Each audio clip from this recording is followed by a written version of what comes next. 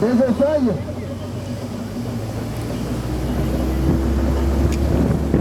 C'est la grande caravane dans le Sénégal. Presque qui n'a brûlé. Dans ce programme populaire.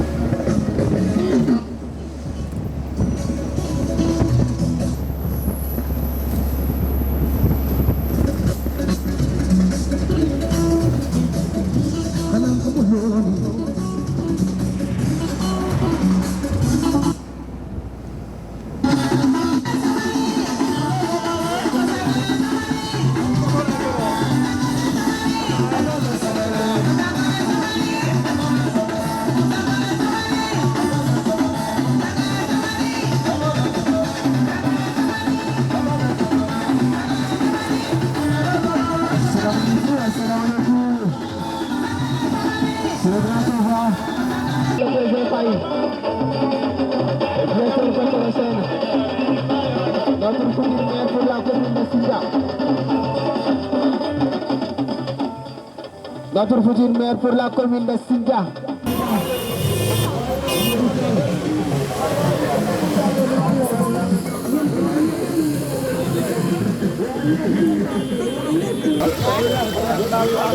Non, non, foofu la ñu jaar ñoom arrondissement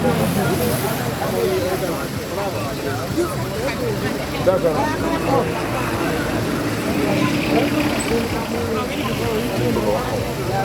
léegi bëgg a wax kan moo bëgg a wax ñu ngi si yoon de animu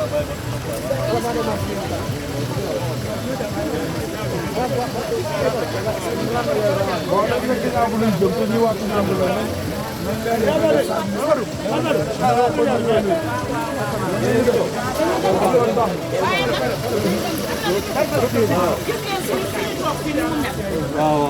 gis ngeen ko. muy taw amul benn sécurité. muy taw ndox bi suñu kaw lañ sotteeku. gis ngeen mbaar yi benn client bu fi ñëw balaa ngay jóge fii ñu ko gaañu ci suñu mbaaru sëkk yi. bu ñu ci jàppale ndi moom amoon jël wax dëgg yàlla moom ñu ngi fi bëgg a liggéey mais rafet. adim uptuwa ina hoɗatali sambani voilà wona ko wat koyne dimbale ndi puɗis bettaɗum ndiɗa o heewi tuke ko ɓayi se gaci ɗi wallahi o kenken we moom en plus rokci fulani ci nako ɗaɓɓiɗa wona hay bo rak baga simo dajji coy traduction baga simo tout ɓayo dokkis sew waka sa uniforme sec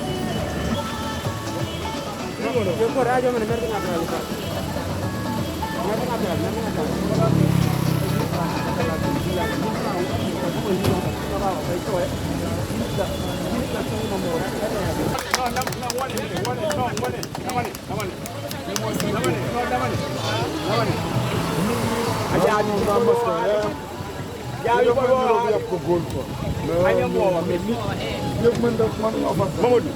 loolu maa ko bu ñu gagné inshallah nga xam ne ñoom lañ koy def ngir ñii waaw même ñi nga xam ne sax du ñu wotee ngir ñii danañ leen yóbbaale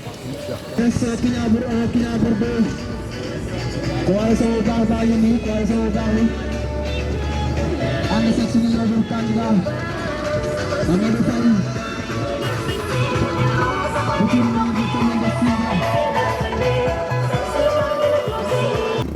coalition bu baax bi ànd ak suñu candidat DC Faye coalition bu mag a mag a mag a mag bi bu baax a baax a baax a baax bi moo nekk nii DC Kiñabur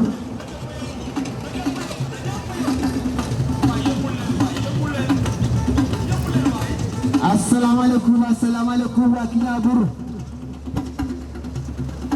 asalaamaaleykum asalaamaaleykum waa Kiñabur tey Kiñabur moo xewle tey Kiñabur moo aye tey bésu Kiñabur la tey Sol Safi moo aye tey Bresto Sol Safi tey ñoo xewle tey ànd sa caravane bu mag bi caravane bu baax a baax bi ànd sa suñu candidat directeur Mamadou Faye asalaamaaleykum waa Kiñabur caravane bu mag baa ngi nii te dugg si biir Kignangour tey Kignangour moo aye tey zone Safi la ànd sa suñu candidat directeur Mamadou Faye directeur Peterès Sène ñooy dugg nii biir Kignangour nii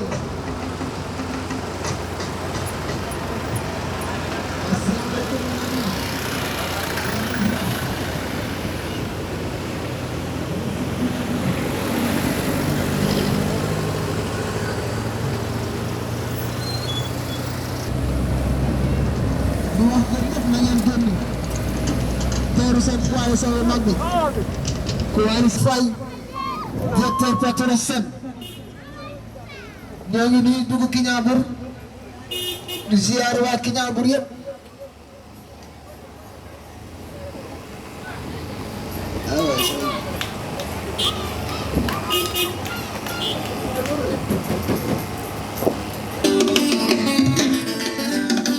asalaamaaleykum mbokki Kignangour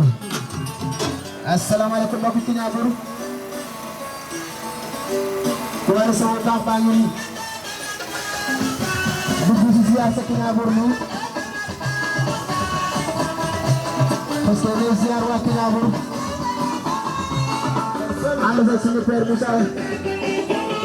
borom Kignangour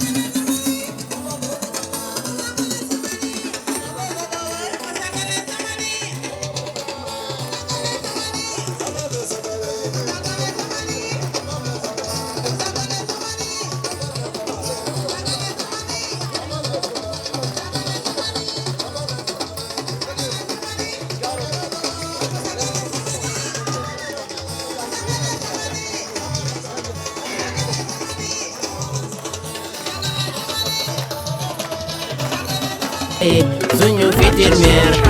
ki ñu doon xaar ñëw na ki ñu doon xaar Mamadou Faye suñu futur maire ki ñu doon xaar ñëw na ki ñu doon xaar Mamadou Faye suñu futur maire ana waa Guiro yéen jug leen yëngu Papa Goro Sedema yow jugal yëngu ana ñi ko bëgg yow jug leen yëngu yaa yor sa karwaas di leen ko jaw mu leen di dal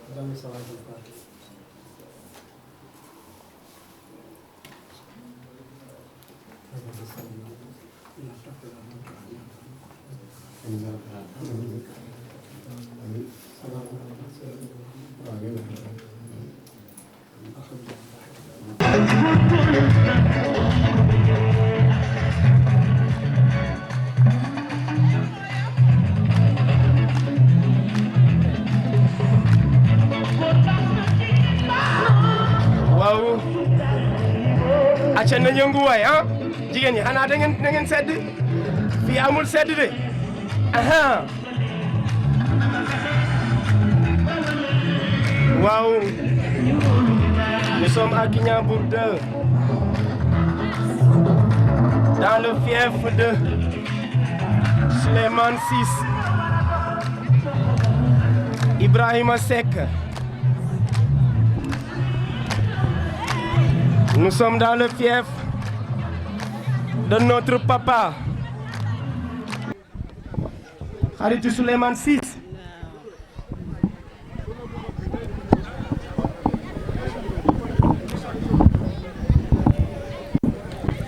asalaamaaleykum wa rahmatullah waa Bunun kontaan naa si yéen trop sax asalaamaaleykum wa rahmatullah sama mbokku jullit yi sama mbokku militant yi DG Mamadou Faye maa ngi lay nuyu bu baax ak sa coalition bi nga àndal tey ñëw nuyu ñu fii ci Bunun may jiital suñu imam Puy imam bu ñàkk ki ñaan imam bu responsable maa ngi koy ñaanal jàmm ñaanal ko gudd fan ci kanamu njaboot gi may nuyu tamit chef de village dëkk bi di ko ñaanal jàmm di ko ñaanal gudd fan ci kanamu njaboot gi fu ñu bëgg a yegg yàlla yeggal leen fi ñu bëgg a yegg incha allah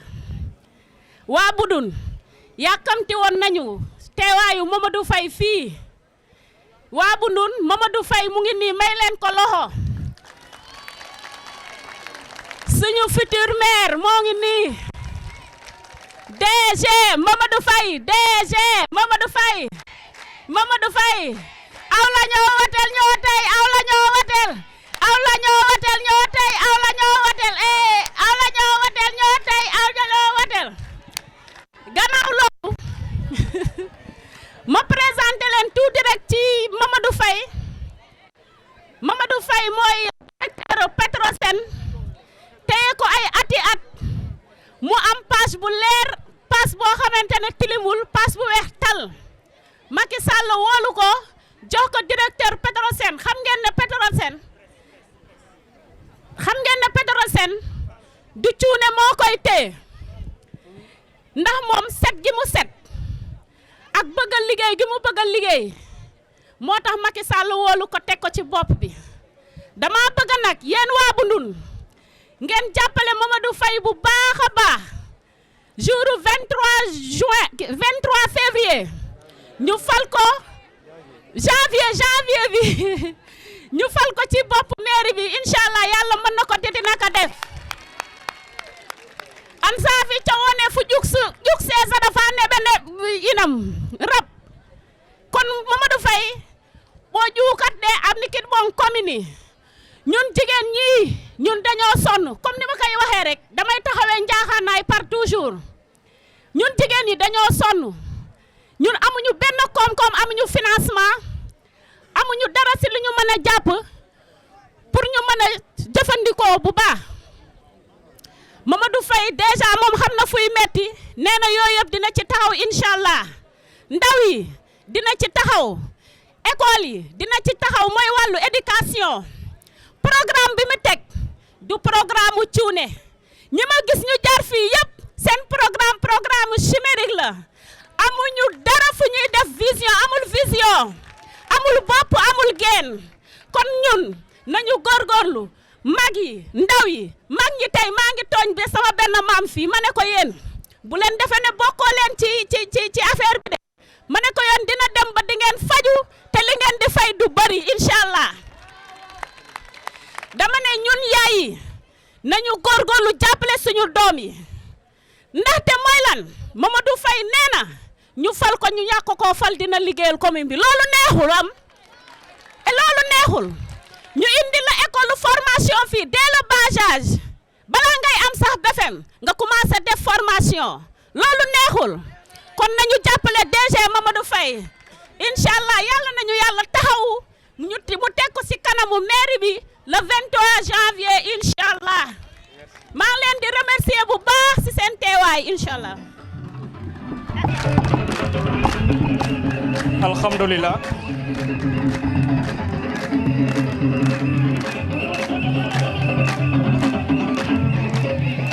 bismillahirrahmanirrahim alhamdulillah asalaamaaleykum bi Bunun asalaamaaleykum waa coalition ànd wàllu suñu go tey nag da ngeen ñu jégal xëy na meeting bi du fii d'abord il faut que ñu xamal ko nit ñi meeting bi incha allah ñu ngi koy defee fee ci case de tout petit ba dañ fi jaaroon pour ziar imam bi ak waa koñ bi comme ça ñu jàllale ci dem place meeting ba. avant ñuy dem nag bon daa am kàddu yu ndaw yi ma bëggoon yëkkati ci fii ci biir Bunun am na am na ku fi taxawoon fan yële du ma wax tur nag mu ne leen problème foncier Kignaabour bi bu ñu fàtte ne les principaux victimes waa koñ bii la ils sont les plus lésés sur ça. am na ku fi taxawoon fii keroog mu ne leen fay na leen seen parcelle ba mu des 29 matul sa une semaine ngeen gis ni tamit dugg ci biir koñ di leen jox ay kayit naan la seen kayitu parcelle la te fekk ba loolu joxu leen dara kon bu ñu kenn nax ñaari yoon te du ñu nangu ku ñuy nax ñaari yoon du ma wax tur xam ngeen fi may waxee DG fi ma ciy teg pour yow dam lay ñaar rek comme ni nga ko defee ci sa première kii bi problème foncier Kignaabour bi nga bàyyi ci xel bu baax a baax surtout waa koñ bi bu ci paree feebaru Kignaabour nag mooy feebaru zone Dior ak fii mooy problème mu ndox bi boo gisee mini forage bi ñun ñoo ko defal suñu bopp à nos propres moyens dem nañ mairie benn yoon du ñaari yoon di solliciter aide ci mairie ba waa mairie dañoo tëjal seen porte une fois dem nañ fa on s'est débrouillé nous-mêmes pour taxawal fi benn mini forage muy dundal dëkk bi nii actuellement ñu bàyyi xel bu baax waa dëkk bi kaddu gi nag du sori duñ ci guddal parce que dañuy dem meeting fële li ma leen di bàyyi mooy lan waa dëkk bi ku ma bëgg a jàppale DG Mamadou Faye carte gaa ngi ni bu baax bi benn rek la bu verte bii la am gaal gi ci suuf ku ko votel rek incha allah maa leen ko waatal tey changement di nga am ci gox bi te di ngeen ci kontaan. voilà DG mooy ñëw mais DG nu muy duggee DG Mamadou Faye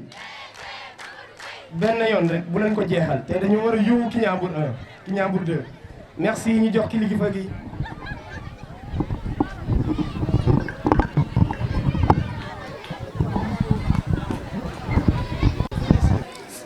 ñoo ngi nuyu ñëpp ku ci nekk ci turam ak santam di yëkkati nuyoo bi gën a kawe teg ci loxo imam mu jottalil ma ko notable dëkk bi yëpp di wax ne ñu ngi am kontante bu rëy ci ni ngeen ñu teertoo ak wax yi kàddu yi fi jot a wàcce di wax ne effectivement bi ñu fi ñëwee waxoon nañu ko parce que dafa am loo xam ne bi ñu jëkkee ñëw di def suñu pré-campagne dafa am information yu bari yu ñu teg suñu loxo information bi ci gën a am solo bu ñu mënee wax ci foncier bi la bokk surtout zone bi dafa am problème foncier boobu bu doy waar foncier boobu nag moo nekk suñu premier axe parce que bu ñu réglewul problème foncier bi du ñu mën a liggéey donc fu ñu mën di dem bu ñu falee incha allah yoon bi ñu jëkk a jël mooy jéem a régler le problème foncier dans la commune de Sindia bu paree teg ci problème mu ndox mi aussi foo dem ci commune bi village boo dem problème la fa donc loolu aussi c'est un engagement bu ñu jël wax ne non loolu moom ndox mënul am pour ñu am développement foog ñu am ndox donc loolu mënul ñàkk di wax comme encore rassurer les femmes ne leen demande bi c'est une forte demande mënuñu ko ñàkk a def il y a un besoin réel de formation de formalisation des femmes de financement et d'encadrement des femmes dëkk boo dem loolu moom mënul ñàkk donc loolu suñu biir programme taxawal nañu dem ci beneen aspect muy les jeunes et l'éducation ku ne li jeunes les éducation les sport et culture loolu aussi volet spécial la suñu programme ci programme de développement yi la bokk également donc loolu fàttewuñu ci dara ci biir programme bi xam naa dinañu tëye ay chartes yoo xam ne en fonction des des milieux on va discuter avec les gens les meilleures orientations pour ñu mën a toog xool naka la ñuy gérer ces aspects culturels et sportifs. Ensuite ñëw ci problème des jeunes l'éducation boobu moom c'est un volet très important xam nañu école yi 7 ans yi passé amul benn classe bu ñuy tabax fenn ci benn école dans la commune. mënuñu am une population qui augmente avec beaucoup de jeunes di am des situations pléthoriques dans les classes toog di ko seetaan ñun suñuy doom mooy suñu ressource mooy suñu avenir fokk ñu investir ci fokk ñu investir au maximum pour que nos enfants puissent faire les meilleures études pour sortir demain parmi les meilleurs cadres du Sénégal loolu daal laa leen di wax je vous remercie.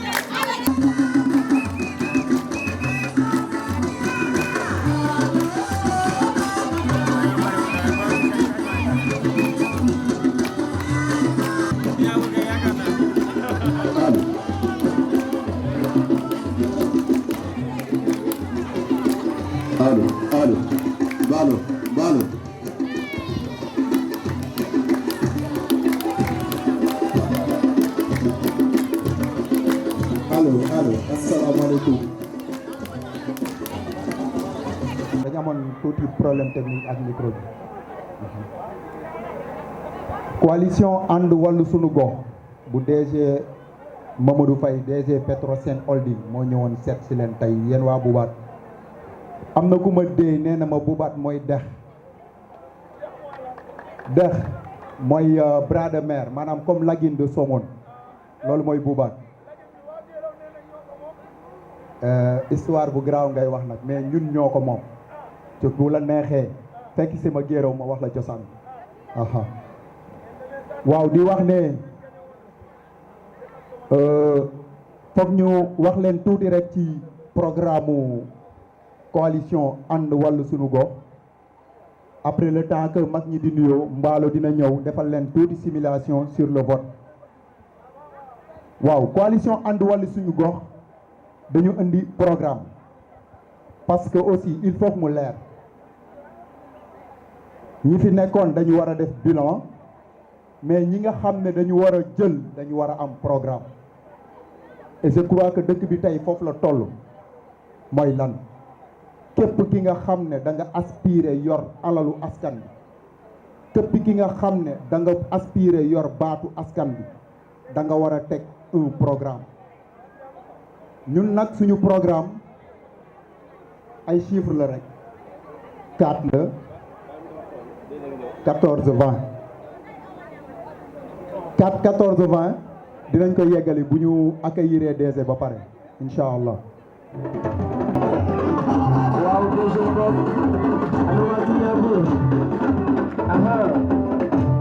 waaw di fàttali ñu bu baax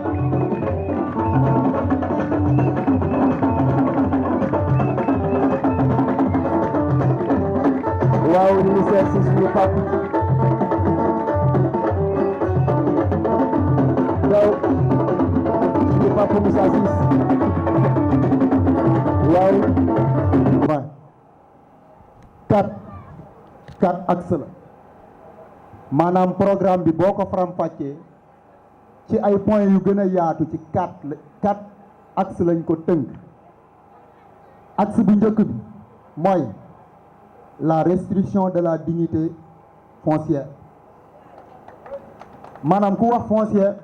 wax suuf. Deuxième axe bi je prends étape par étape après je développe. Deuxième axe bi mooy la promotion du développement économique local P2EL. Troisième axe bi mooy l'accès aux services sociaux de base A2SB. Quatrième axe bi moo nekk le renforcement des capacités des acteurs RCA. léegi su ñu commencé 4 axes yi on a 4 14 20 4 axes yi laa lim noonu 14 bi 14 objectifs stratégiques la ci 14 objectifs stratégiques yooyu nous avons la détermination de l'espace propre à la commune mooy lan tey ku wax commune nous savons tous que la commune de Sindia tey buñ ko naroon délimiter dañuy am problème bu ngande. Vous savez pourquoi tey la commune de Ngexo mu ngi ci biir commune de Sindia waaw DG ñëw na DJ son après ñu yeggali. Ami Cissé ak Sil may leen ko loxo Ami Cissé ñëwal.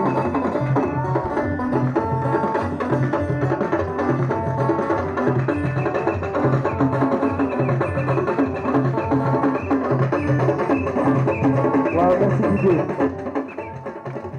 di leen wax ni Ami Cissé mu ngi yore programme ànd wàllu suñu gox.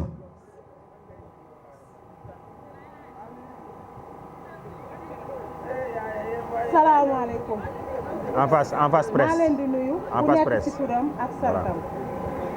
DG ñu ngi lay nuyu di la dalal jàmm ñun ñam nag ñu ngi fi toog suba ba léegi di la xaar ndax démb lañu coon wax ne danga fiy jaar ñu ngi lay xaar depuis ci suba ba léegi ñun jigéen ñi nag suñu jafe-jafe dafa bari. ndax ñun dañuy jooy ndox dañuy jooy lampe lumière dañoo sonn ci yeewu 4 heures du matin 2 heures du matin di dem di liggéey Guana wala toolu naar bi ñu di fa liggéey di wàcc 7 heures di ñëw ci suñu njaboot dañuy jooytu nag ku ñu dimbali jàppale ñu ci suñuy coono ak suñu leket bi tege nga xam ne social moo ko tax a jug pour suñu biir képp ku ci sonn nga am problème jafe-jafe ci leket bi ngay dem ñu jox la nga faj sa soxla kon DG lii nga xam ne nii moom ngay wut yàlla nag mooy joxe waaye ñu ngi lay ñaanal yal na la yàlla may ndam te mu doon li gën ci yow wax nag neexul te man mënuma wax maa ngi doog a wax nii ñun ñu ngi sa ginnaaw suñuy carte nag ñoo ko moom ku ñuy jàppale di dox ci lu ñu bëgg rek ñu wooteel la bu soobee yàlla jërë ngeen jëf. waaw Aïssata nee nañu yow la ñuy jox kàddu bi après ñu soog ko jox suñu candidat muy DG Mamadou Faye. mbooloo bi maa ngi leen di nuyu ku nekk sa tur ak sa sant di dalal DG jàmm DG di la naan ñun ñoo ngi sa ginnaaw incha allah le 23 affaire bi yow la incha allah DG affaire bi yow la. yow la ñuy woteel DG yow la ñuy woteel. ñoo tey yow la ñoo woteel ñoo tey. waaw message bi passé na merci comme ñu dem directement jox kàddu gi kilifa gi di DG Mamadou Faye yéen ñaar ñi ñëw leen fii Aïssata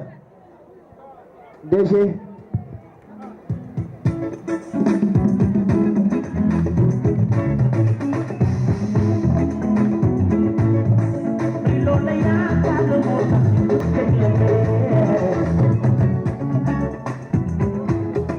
jox ko bu vert jox ko bu vert comme bële jox ko bu vert. waaw ñu ngi nuyu waa. jox ko bu vert comme bële jox ko waaw. di delloo di rafetlu teertu bi ngeen ñu teertu di nuyu imam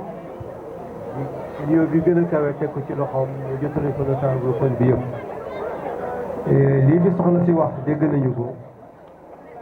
fii ñu dem ci commune bi yëpp problème mu ndox la ñëpp di joytu. problème boobu comme ni ñu ko waxee bëgg nañu ci ñaari at yi jiitu bu ñu toogee ci dëkk commune bi yëpp ñu réglé ko forage yi fi nekk forage yu yàgg la forage yi dañuy xala màgget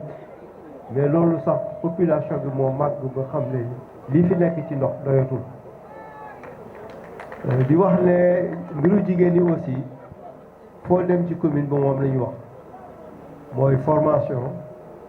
formalisation financement ak encadrement di leen wax ne dinañu recenser ci dëkk yëpp ak conseil yi ñuy fal bu ñu faña ci élection yu bees yi ñëw conseil yi ñuy fal dinañu leen sas ci seen dëkk ñi recenser ñi bëgg a def formation bu ñu defee formation ba pare dañu leen di jàppale ku ci nekk ñu am groupement bu groupement bi pare ñu taxawal financement yi donc si loolu engagement la boo xam ne moom la ñu jël pour développer l'économie locale bu loolu weesoo aussi jëm nañu ci jàngu xale yi dañuy xool daal ci li ñuy jàppale xale yi CM2 ba baccalauréat ñu leen di encadrer ba xale bu nekk bëgg nañu ci at yi ñëw xale bu nekk ci biir commune bi am métier boo xam ne bu ñu ko bàyyee bu demal boppam loolu daal moo la woon kàddu yi ci gàttal dañu jëm ci meeting léegi xam naa bu ñu demee duñu gën a wax ci programme bi ñu tëral wasalaam. asalaamaaleykum waa Kiñaaboor asalaamaaleykum waa Kiñaaboor asalaamaaleykum waa Kiñaaboor ñu ngi leen di nuyu seen tur ak seen sant délégation wàllu suñu gox ñu ngi leen di dalal fii ci Kiñaaboor di leen naan bismillah. Donc comme temps bi xat na trop dañuy dem directement au but waa Kiñaaboor nag di ngeen ma may tuuti ma wax ci sama gox parce que dañ faa waroon a jaaruñu fa xam naa ne am na beneen candidat bu toog ci sama kaw 16 yi defe naa dina fay location boobu donc buñ demee ci biir direct waa Biloré buñ fi nekkee ak waa Kiñaaboor xam naa ne gis ngeen ma ci parti bu nekk loolu am na li ko waral mooy waa Biloré ñoo yëkkati seen kàddu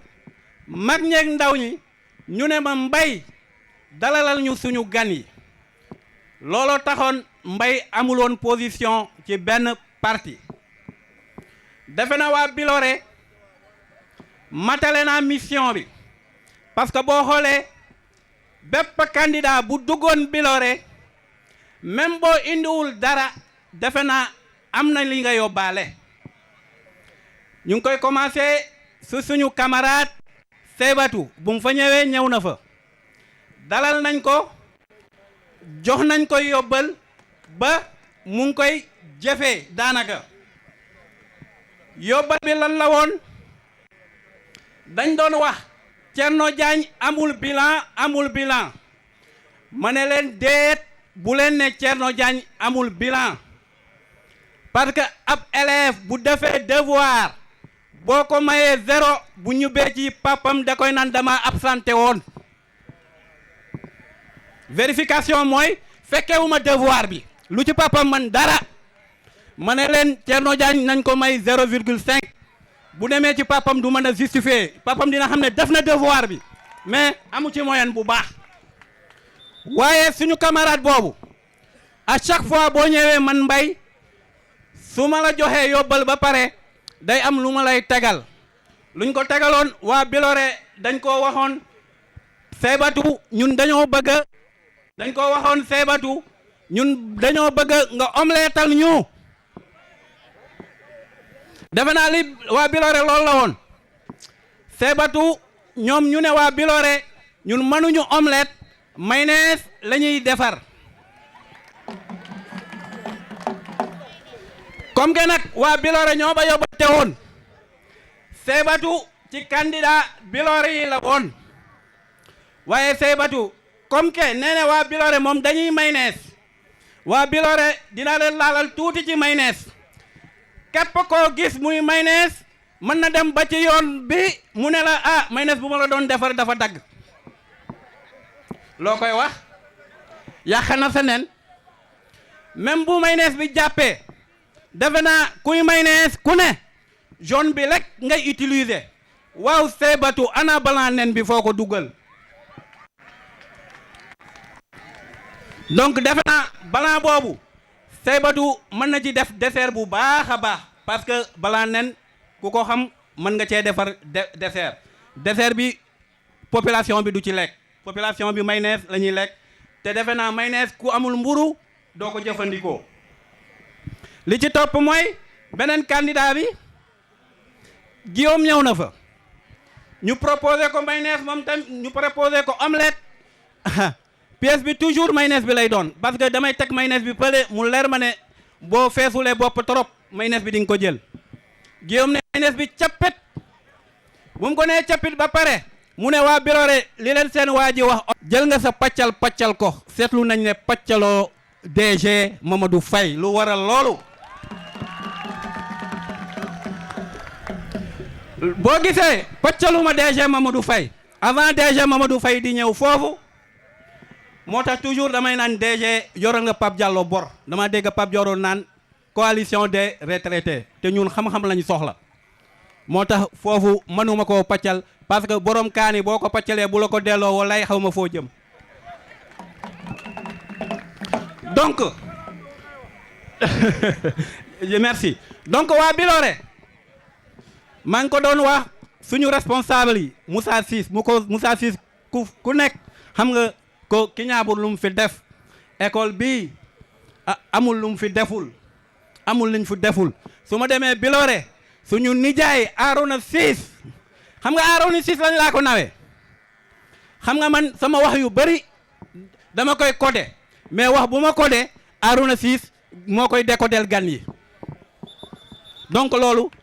ci loolu laa koy sant toujours donc DG boo donc waa Biloré defe naa matale naa seen yóbbante léegi si nag Pa Moussa Pa Arona Ciss dama bëgg ngeen solal ma mayo wallu suñu gox parce que boobu ba léegi defe naa coalition bi boo leen ma seetloo maa ngi seen biir de waaye kenn gisul ma seen tiset parce que dafa am li ma ameloon waa Biloré il faut ma rendre leen compte ma rendre projet bi donc waa Biloré jox naa victoire bi monsieur DG Mamadou Faye Petrosen te képp ku bëgg a def appel waa Biloré ñun ñoo ko waxoon gor ca wax ja yéen a ngi ko doon wax Biloré il y a 10 investis ou bien plus ci benn gox bu ndaw donc defe naa Biloré vote Biloré moo waraloon loolu maa ngi leen di lancer appel ñoo ko waxtaane woon bu ñu demee ba ci cappaandaw ba bu ñu defee profil bu gën a baax ñu jël ko donc profil bi ma analyser man Mamadou Faye DG la ak profil boo mën a jël nag photo profil boo ko jëlee boo ko comparé ak jeunes yi di nga xam ne walaay c'est un vieux jeune donc Mamadou Faye voilà waa Biloré choix bi ma porté man ngeen def appel kuy def appel na nga rocc ca candidat nga tegal ñu leneen ñu tontu sa appel je vous remercie.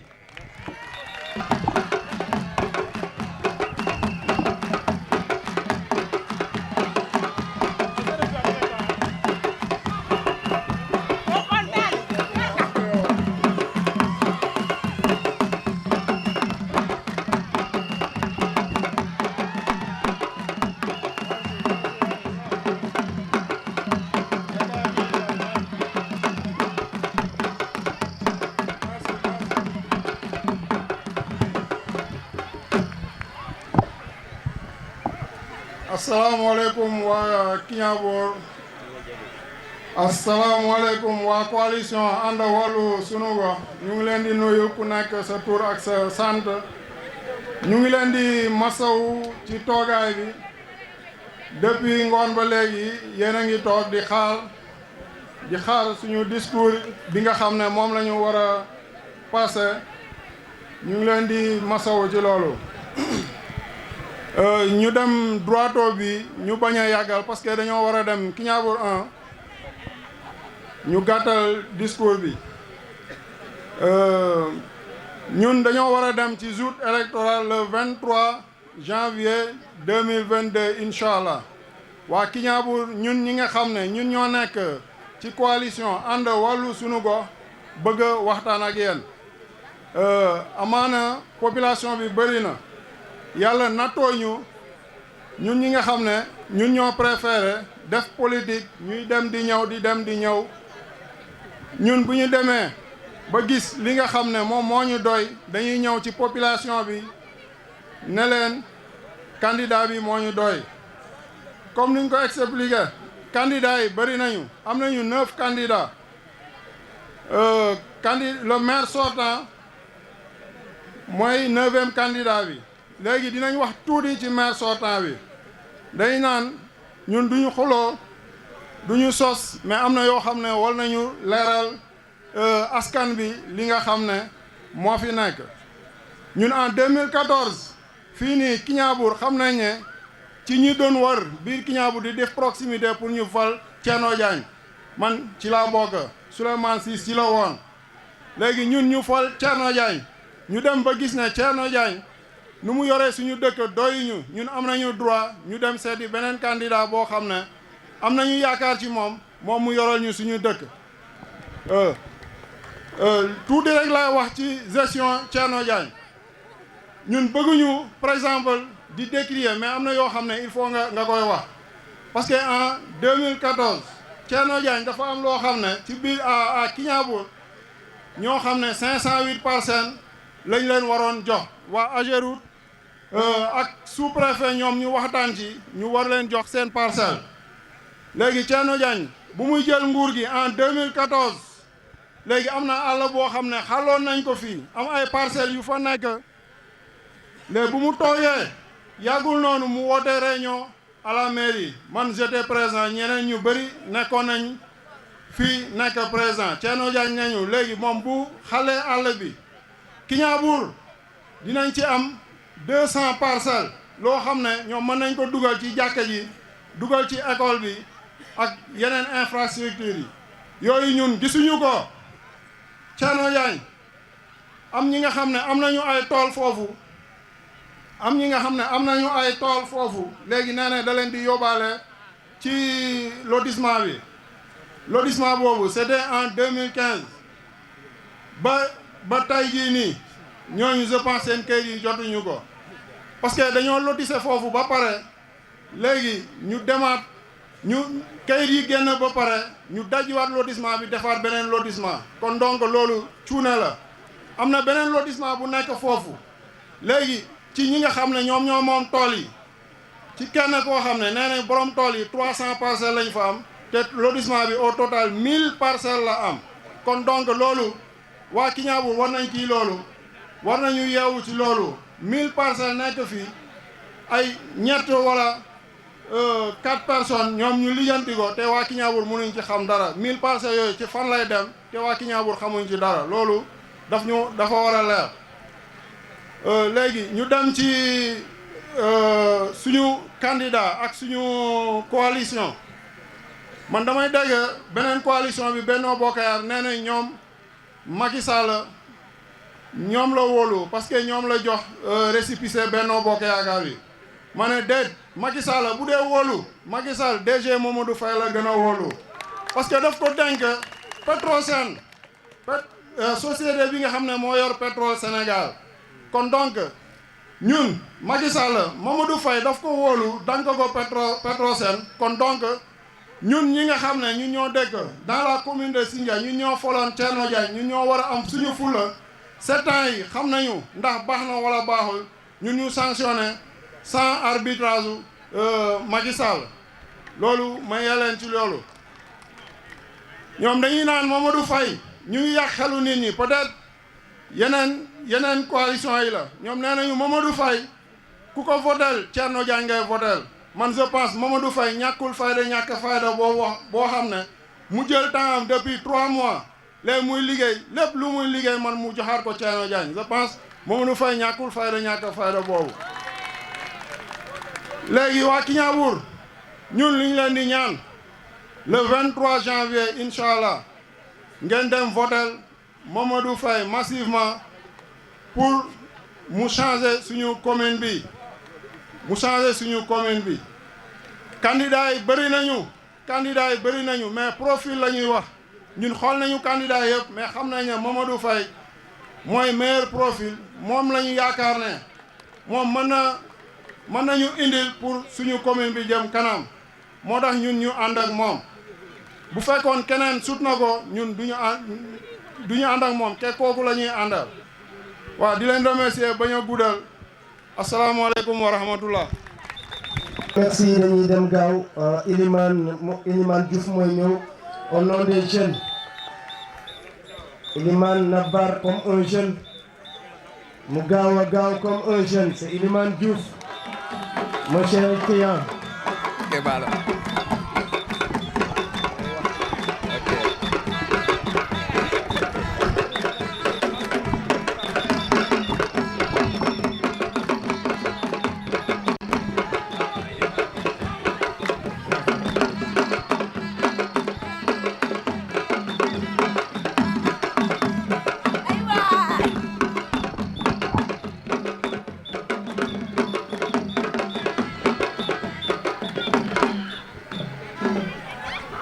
asalaamaaleykum waa Kiñaabour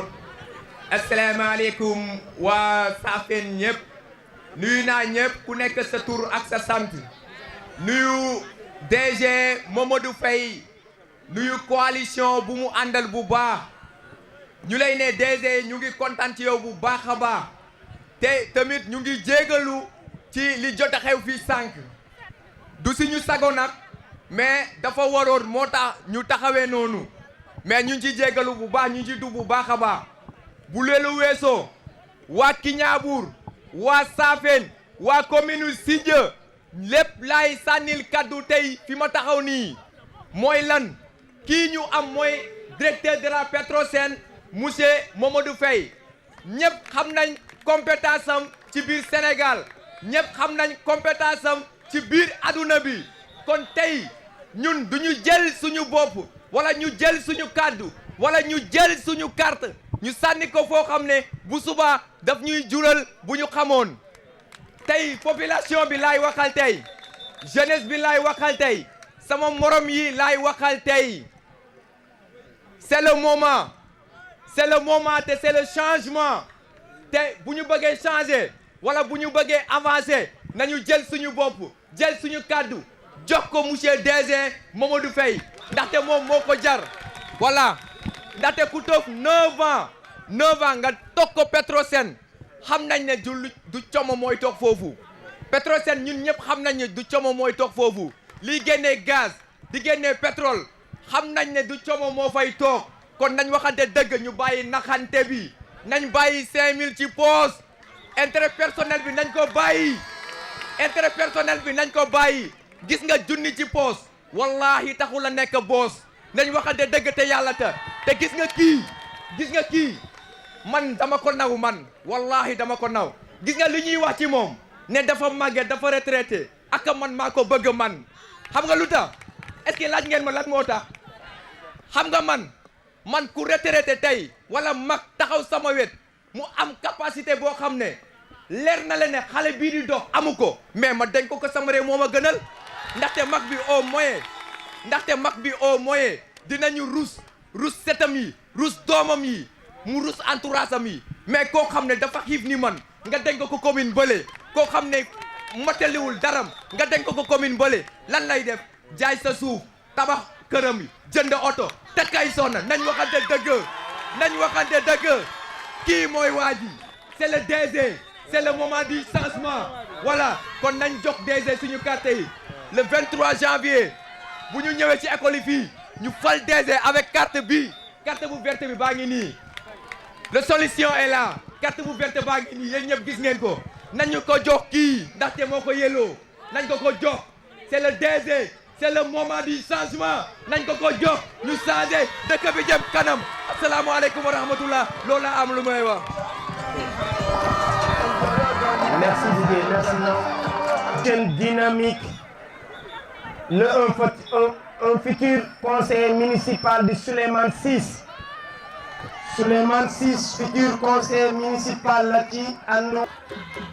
Yaay silo ngera jeke mbaake gormandang nada. Aye Souleymane gormandang nada. Yaay sida yala nake gormandang nada. Ndek Souley yo kampiyon. Ndek Souley da yegsi la yoo laa ci yoon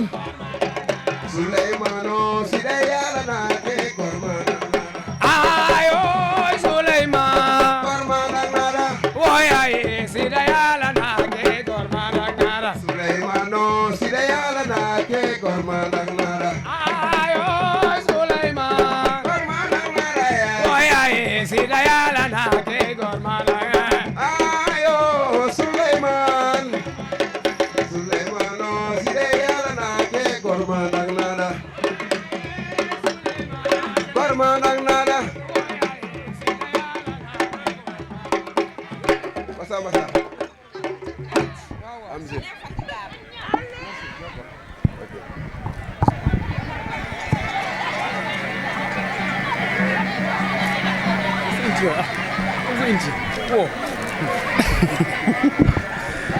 waaw asalaamualeykum wa rahmatullahi taala wa barakatuhu allahu samadu lam yalid wa lam yulad huwa wahidul kahar la ilaha illa ant subhanaka inni kuntu min alzalimin la hawla wala quwwata illa billahi al-aliyyil azim ñoo ngi nuyu képp koo xam ne yaa ngi dégg suñu kàddu ci micro yi ñu ngi sant suñu borom mi nga xamante ne moom rek moo yeyoo sant waaye itam di ko gërëm bu baax a baax ci xel mu sell bi nga xamante ne def na ko ci ñun nuyoo googu dañ koy jël jox ko ki nga xamante ne mooy borom dëkk bi mooy monsieur Assane Faye di ko ñaanal jàmm tawfeex ak taysiir daayiman fépp mu mën a nekk waaye itam dinañ jël nuyoo gi jox ko ki nga xamante ne moom mooy suñu imam yi muy imam Pouy ak imam Siis di leen ñaanal jàmm daayiman fépp ñu mën a nekk ñoom itam waaw bi ñu nuyoo ñooñu ñëpp képp koo xam ne notable nga ci dëkk bi ñu ngi lay jox sa wàccuwaay bu baax a baax gannaaw ñu nuyu borom dëkk bi ak diine ji dañuy nuyu ñi nga xamante ne ñoom la ñu àndal képp koo xam ne yaa ngi safoo coalition ànd wallu suñu gox ñu ngi lay ziyaara bu baax di la bége di ñaalal jàmm ak xel mu sell ba li ñu bëgg ñu mën koo am nuyoo googu ñu ngi ciy jël di ci jiital ki nga xamante ne mooy suñu candidat moom ci la ñu gis ci moom li nga xamante ne moom la ñu bëgg muy le directeur général de Petrosen Holding monsieur Mamadou Faye di ko ñaanal jàmm ak kattan ndax liggéey bi metti na waaye mënuñu ko nuyu ñaanal ko te bëggewuñu bu baax a baax mag ñi nga xamante ne ñoom la ñu àndal fii ci dëkk bi kan laa bëgg a wax dinaa wax ki nga xamante ne suñu frère la suñu mag la suñu leader la ci yoon bi ñu jël nii muy Moussa Ciss tàccu leen ma ko bu baax a baax et duma ko nuyu mukk te duma ci teg ki nga xamante ne mooy l'infatigable Arona Ciss le trésorier ñu ngi lay ziyaara bu baax a baax képp koo xam ne dëkk nga ki ñaabu di safoo coalition bi laban naa la ci ñooñu noonu ñu jëm ci li nga xamante ne moo ñu tax a teew fii ñu ngi ci tournoi boo xam ne ku ci nekk yaa ngi def échauffement ku ci nekk yaa ngi bëgg a bokk loolu moo waral ci biir terrain bi ngeen gis ci 9 candidats ñi leen di jërëjëfal bu baax di leen wax ne ca dëgg-dëgg bëgg ngeen commune bi changé waaye bu ñu demee ba xool gis nañ ne ki nga xamante ne moom moo war a indi changement boobu il est le capitaine et il doit porter le numéro 10 mooy kan mooy le DG Mamadou Faye lu tax ma wax ko mooy Kéniabour commune u Sindia ñun ñëpp xam nañ tawat yi nga xamante ne moom mooy li fi nekk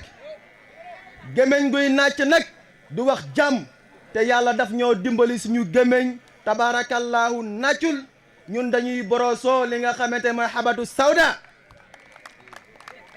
ñuy xaste nañu xaste ku xamul fu muy jëm nga dellu fi nga jóge ku mënul jéem nga tele nga dellool yëfu jaambur balaa muy gën a ñaaw dama ne ku ñu dénk balaa ngay laajaat waxal nit ñi liñ la dénkoon nan nga ko yore woon ak lan nga ci doxal képp koo xam ne da nga ne da ngaa bëgg yow ci sa jëmmi bopp na gaa yi xool sa programme na gaa yi xool kii ndax métier ak mérite bi nga xamante ne moom yor na ko mën nañoo jiiteem déet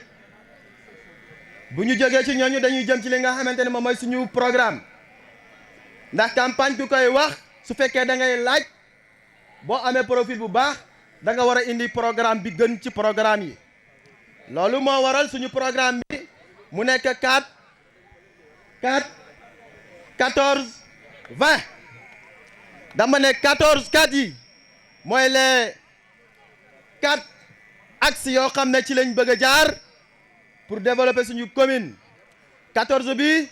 moom mooy les 14 mooy les 14 stratégies yoo xam ne moom la ñu bëgg a jaarale suñu liggéey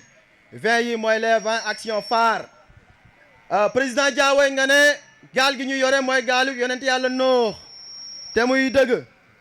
4 ci diine mooy ëwaluk suñu borom axiru zahiru ak baatinu waaye 14 cofeel dina ko dikkal waaye 14 dina nekk juróom mooy juróomi ponki diine dama ne 20 bi ci diine moom dina nekk tombé ak ki nga xamante ne moom mooy suñu 43e turu borom muy waduudu boo ko xisaabee mu indil la 20 kon alhamdulillah ñoo ngi sant suñu borom ci xikma bi nga xamante ne am na ci suñu programme c'est pas le fruit du hasard nañu dégg bu baax li may wax xikma bi nekk ci programme bi ci suñu programme c'est pas le fruit du hasard dama ne ñeenti yoon nga war koo jaar taxawal li nga xamante ne moom mooy ponk pour cofeel mën a am ci li nga xamante ne moom mooy suñu commune te naataange bu amul commune bi du am cofeel loolu moom mooy les 20 actions phares kon mbokk yi bu ñu salsalaatoo suñu carte yi dama ne 25 ans c'est-à-dire on a dit 18 ans plus 7 ans c'est égal à 25 ans waaye 25 ans yooyu noonu boo ko jëlee c'est 2 plus 5 égal à 7 mooy 7 yi nga xamante ne moom la commune waa ji fi nekk borom dox gi moom la fi def nul 0 kon da ngay gis ne juróom-ñaar yooyu noonu dara baaxu ci nañu namaat suñu tànk ñu delluwaat ci juróom bi ma leen waxoon ne moom mooy ponk bi gën mooy juróom bi nga xamante ne moom mooy 14 ba nekk ci programme mu DG Mamadou Faye mbokk yi nangu nañ ne suuf si am na jafe-jafe nangu nañ ne Kiñaabur terrain bi gis ngeen ko barki Dembo Njaay ci lañ doon wax bu ñu jógee foofu noonu gis nañ école yi mu ngi dende ak ki nga xamante ne vraiment moom mooy suñu li nga xamante ne moom mooy case de santé bi gis ngeen ko ndax Kiñaabur mérité na case de santé bu mel nii bu ñu jógee ci loolu ñu ñàkk loo xam ne vraiment dafa bokk ci dundi doomi aadama muy ndox mi ca dëgg-dëgg balaa ngay xam ne amuñu ndox bay wax ne baax na sax nga jël ko taaj ko 15 minutes nga gis ko mu reposer loolu boo ko naanee noonu lay def ci sa biir bu ñuy wax ndox ceel la baa tax kon mbokk yi ci yooyu noonee ñu wax war nañoo mën a tax ba ñu jàpp ci ki nga xamante ne moom mooy le directeur général de Petrosen pour mu saafaral ñu loolu noonu ba tey fu mu toll nii gis ngeen fi ñu nekk nii ay xale ñoo fi nekk di jàng exposé à tous les dangers yoon bi fii la nawet bu jotee ñi am parcelle fii buñ fi bëggee liggéey ca dëgg-dëgg sama gars yi yoon bi fii la ñuy jaar te buñ fi jaaree les roues des camions sont trop lourds dañuy yàq li nga xamante ne moom mooy suuf si kon war nañ leen bàyyi xel te suñu programme bàyyee na xel loolu noonu bu baax a baax li tax xuusuma ci programme bi mooy ki nga xamante ne moom mooy suñu kilifa suñu candidat l'expérimenté comme niñ koy waxee mu nekk koo xam ne vraiment su fekkee ci wàllu gestion kenn mënu ko ci képp koo xam ne yow yaa ngi taataan yooyu yaa ngi bëgg jël li nga xamante ne moom mooy commune bi mandargan maanaam garab ba nga yor am na koo xam ne mu ngi ci wetu DG Mamadou Faye yor na lu gën a kawe loolu ma ne wate du mbokkoo ma ne wate du diine waaye wate du tariqa pour ñoŋol suñu nekkin la pour defal li nga xamante ne moom mooy suñu gox la te ca dëgg-dëgg ki mën ak ki koy jéem bokkuñu dégg naa gars yi nee nañ am nañ lonk bu gudd waaye lonk bi lu mu gudd bant bi buñ ko lonkul lonk bu baax la ngay am ca la nga bëgg a witt doo ko am te bu yàggee da ngay bàcc te boo bàccee xob yi day rus kon gars yi ci loolu la ñu nekk kon mbokk yi ñoo ngi bëgg a guddal te waa Kignanbour 1 ca dëgg-dëgg ci mbir mi lañ bokk te tey foofu la ñu war a dem maa ngi jéggalu ñëpp tey jéggal ñëpp di wax ne bu élection yi jeexee ci kàttanu suñu borom mbokk gi du jeex bu élection yi jeexee ci kàttanu suñu borom li nga xamante ne moom mooy Kignanbour gi kenn du ko xaajoo ci la ñuy dëkk lépp luñ fi mën di def na rafet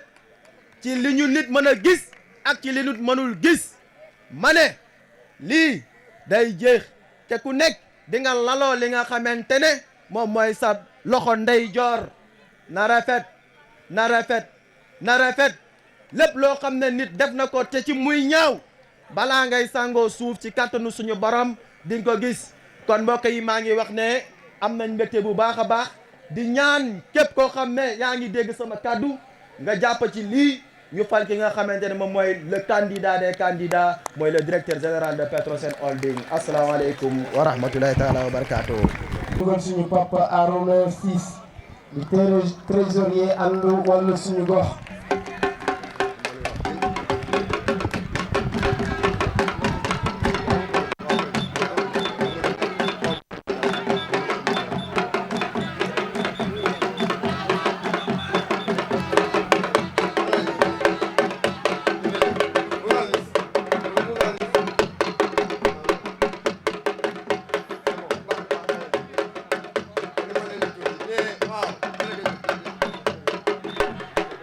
jërëjëf merci beaucoup jërëjëf asalaamaaleykum wa rahmatullah maa ngi nuyu d'abord le chef du village ak notable yi imaamu dëkk bi wala imaam yi yëpp imaamu jumaa yeeg jumaa yi jàkka yi waaw loolu def naa ñëw maa ngi nuyu population Kignanbour yëpp ñu ngi leen di balu àq nag parce que depuis bëccëg la ñu waroon a ñëw léegi ñoo amoon quelque raxa-raxa moo tax ñu affaire yi bu dee loolu léegi maa ngi nuyu tamit délégation bi délégation bu coalition ànd wàllu suñu gox dirigé par le directeur général Petrosen Mamadou Faye léegi coalition bi ñu ngi leen di dalal léegi dal leen nag jàmm jaar nañ fi jaaraat fi defe naa présentation bi waratul léegi ñëpp xam nañu kan mooy directeur général coalition bi tamit xam nañ ko léegi fi mu toll nii man dinaa remercier d'abord Moussa Ciss parce que lii daanaka moo ko waral ñun ñëpp ñi topp ci coalition bi moom moo ñu xacc teg ñu ci yoon ba pare ca depuis ce départ bi nag dafa dégager une forte somme ci biir Kignanbour de waxuma ne nag am na lu mu dindi tamit jëmale ko ci coalition bu mag bi lépp mën a dox waaye nag fii ci Kignanbour ca départ ba la génne benn somme bu mag a mag teg ko ci suñu loxo ñun ñii liggéey ci biir Kignanbour gii léegi ñu ngi ko ci remercier bu baax a baax parce que boo gisee affaire yi yomb ci ñun lool mooma léegi saa yi ñuy dem tamit otom la ñu yor même bu demul it oto bi daf ma koy jox moom laay yóbbu te fa ñuy jëm it xam nañu ne coalition kii bi commune bi dafa yaatu lool léegi ñu ngi ko remercier loolu léegi ñi may àndal tamit bon du ma leen bañ a remercier parce que foog tamit ñun ñu am remarqué ci loolu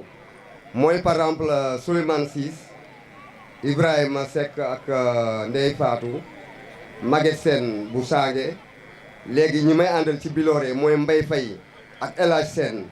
Thione Seck moom mu nga fële bu baat waaw léegi nag liggéey bu am solo nag liggéey nañ ko fii ci biir dëkk bii parce que yombul woon mais nag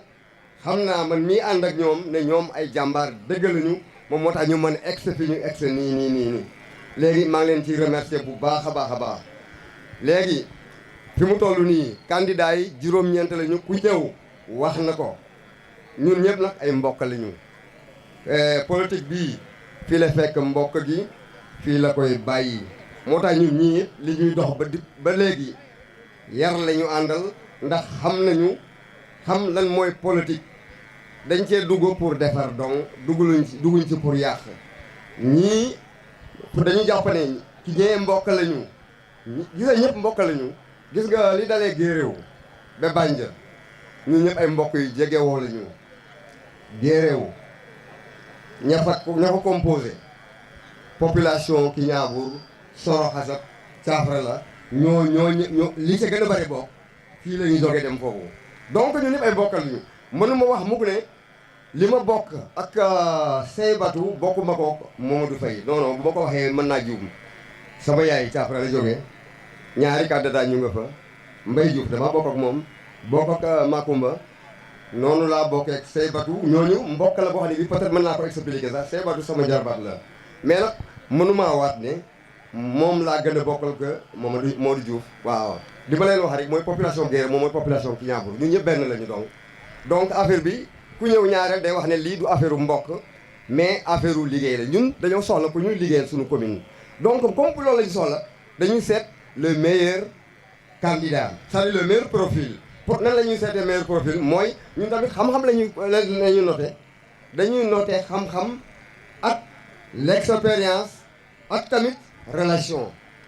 léegi candidat bi nag vraiment bu ñu dee waxante dëgg rek mënoo ko comparer benn candidat amul koo ko mën a comparer la donc ñun suñu choix nag ci loolu lañ ko porté te am nañu ci droit te moom mooy yoon parce que ñun dañoo yàgg souffrir depuis 25 ans léegi ñu ngi souffrir lépp ñu souffrir loolu mooy mooy maanaam xam-xam moo fi manqué loolu dong la amaana sax ñi fi nekk bëgg nañu def lu baax mais xam-xam bee fi nekkul bu ñu gisee ko am xam-xam ba pare léegi loxoom gudd waaye foofu lañ jëm na donc choix bi foofu la voilà léegi yàgg nañ fi jaar maanaam ci kër yëpp dugg nañ ci quartier yëpp waxtaan nañoo ak nit ñi waaye nag nit moom xel analyse donc élection lañ jëm dimanche prochain léegi nit ñi nañu ànd ak seeni xel li ñu mën a liggéeyal suñu commune bii mooy yi ñuy lim nii xam-xam beeg expérience yeeg relation yi donc ñun de li ngeen di ñaan mooy Mamadou Faye DG Petrosen am na relation ak président de la République am na relation extérieure yu baax a baax la ñu ko dénk du moroomu commune yéen ñëpp xam ngeen loolu képp ku yore loolu moom vraiment commune tuuti na ci moom waaye nag li tax mu dugg ci commune tamit expliqué na ko plusieurs fois léegi mënul nekk ci gox bi léegi ñu classé commune Sindia dernier du département de Mbour loolu warta mën a nekk te moom mu nekk ci koñ bi loolu tax ñu moom ñaari docteurs yooyu moom ak Daouda Faye ñoom ñu wàcc ci terrain bi pour corriger loolu parce que 2014 ñoom jaar nañ fii ñun ñu ànd ak ñoom ñun ñëpp ñu falandoo Thierno Diagne waaye nag lañ sa foogoon comme amuñu ko mais am nañu droit delluwaat ne dañuy jëlaat commune bi léegi pour yor ko suñu bopp looloo fi am donc dimanche prochain jëleen suñu carte bu verte bii présenté nañ ko fi plusieurs fois ñëpp xamee nañ ko lem ko dugal ko ci enveloppe bi léegi benn carton mbalita nga fa nga bañ ko faa dugal waaye nag yeneen 8 cartes yi nga dugal ko ca mbalit ma enveloppe boobu nag moom ngay génnewaale encore ñëwaat ba ci taabal bi fi nga bàyyi sa carte d'identité gars yi dinañ la woon ne dugal ko fii yow nga dugal ko foofu boo ko defee nag sa bopp nga ko defal car yéen nag batu leen Mamadou Faye de seen bopp ngeen di defaral loolu na leer nañ léegi ku bëgg lu baax loolu nga war a def léegi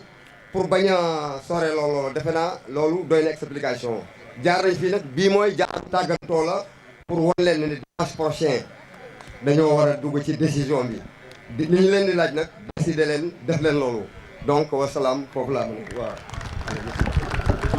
léegi dañuy dugal kilifa gu mag a mag gi di Moussa Ciss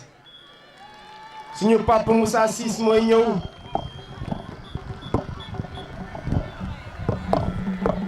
Bobane yun kato Moussa Ciss asindoy safen alasane kane korok yon ko khasiñe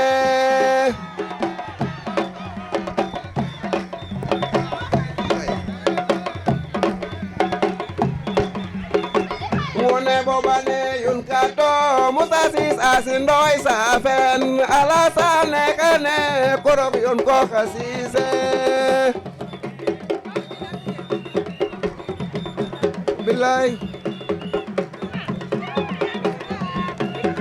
safene yun kato Musa Sis Asin Loy safen Alassane kene korok yun ko kasinye Rabu kerana jar kura yanu tasinenda meksa Musa Sise Wane yun kate Musa Sis Asin Loy safen Alassane kene korok yun ko kasinye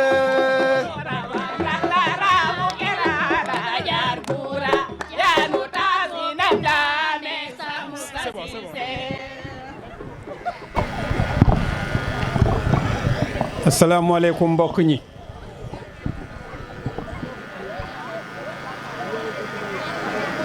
dama bëgg ngeen may ma tuuti parce que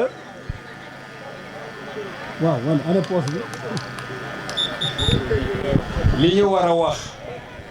fii ci Kignanbour wax nañ ko damay ñaan yàlla ngeen may ma tuuti parce que dañuy dem ci dimanche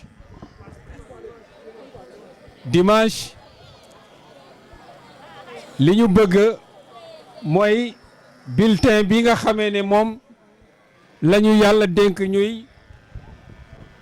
ànd walla suñu gox ma def ci expérience bi léegi fii laay wate ngeen may ma benn 5 minutes rek ñu wate fi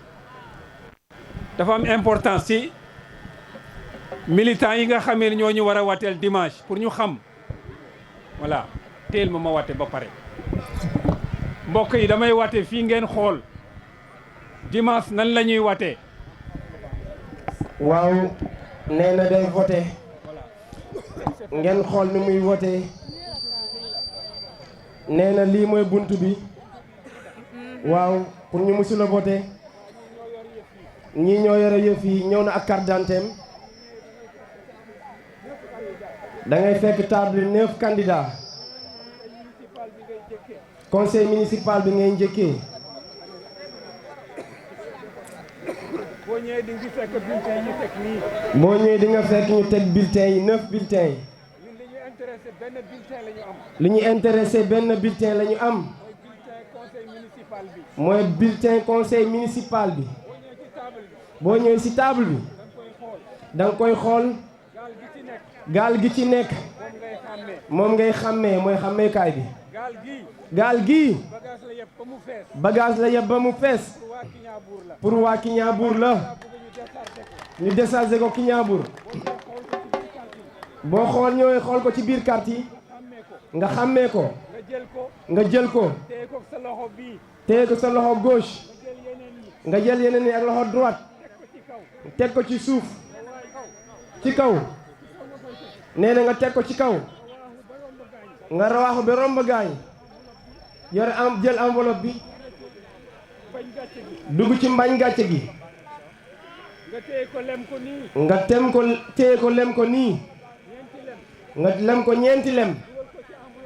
nee na nga dugal ko ci enveloppe bi nee na enveloppe doo ko kole de nga jël yenn yi nga xamante ne baaxul nga sànni ko ci suuf jël enveloppe bii nga def ci bulletin bi comme ni mu koy defee nii ba mu rafet nee na nii la leen di woon ngeen xool ko bu baax a baax gis ngeen ko bu baax kenn du ko tufli kenn du ko tooyal da ngay lem lépp jël bopp bi dugal ko ci biir bu la neexee nga lem ko nii génn digal ko ci plateau bi da nga ko ciy dugal boo ko ci dugalee ba pare nga jël empreinte yi pare nga ci am na beneen liste boo xam ne bokkuñu ci mooy def conseil départemental ca Mbour suñu yónneew ci ànd wàllu suñu gox carte bi dong la ñu am benn ànd wàllu suñu gox ànd wàllu suñu gox carte bii la ñu am bu verte bi moom lañu yaakaar moom la ñuy falee DG képp koo xam ne Moussa Ciss nga àndal jëflante na yow ak yow ci Kignanbour ci biir école yi suñu quartier yi suñu ndox yi suñu xale yi suñu tribunal bii koo xam ne yàlla dimbali na la nga ñëw votel DG ànd ak ñun ñu liggéey commune Sindia bii ñu seen fi wax muy xale yi ñu taxaw biir Kiñaabuur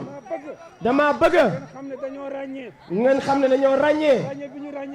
ràññee bu ñu ràññee mooy lan mooy DG Mamadou Faye du moroomu gaañi xam ngeen ma nee na xam ngeen ko yàgg na fii am na ay bët xamee na nit kii yërmande kese la baax kese la jiw kese la amul lenn ci moom li ko jar ñu koy ŋaññ ñu koy ŋaññ dañ ko xamul dañ ko réeree moo tax ñu koy ŋaññ mais ñun ñu ko xam na jot nañu suñu dënn moom la ñu àndal guddi moom la ñu àndal bëccëg kon waa Kiñaabuur àndale ak moom jant jeex na seen gàcce jeex na nee na loolu leen doon wax mel na lu 23 ngeen sangu ba set solu ba rafet ngeen préparé fête bi ci ngoon bu ñu gañee mairie bi vers 18 heures bu ñu gañee mairie bi maa ngi leen di mu ngi leen di dig rendez-vous bu rëy loo xam ne bu leen ko waxee yéen Kiñaabuur war ngeen ko gëm ma ne bu Mamadou Faye gagné mairie. nee na Mamadou Faye bu gagné mairie. amel naa leen fête bu rëy. nee na amal na leen fête bu rëy. kan moo ci ko def ci àdduna. moo xam ne kenn mënu ko def ci àdduna. foofu lay yem. ngeen baal ma ak. ngeen baal ko ak. merci beaucoup.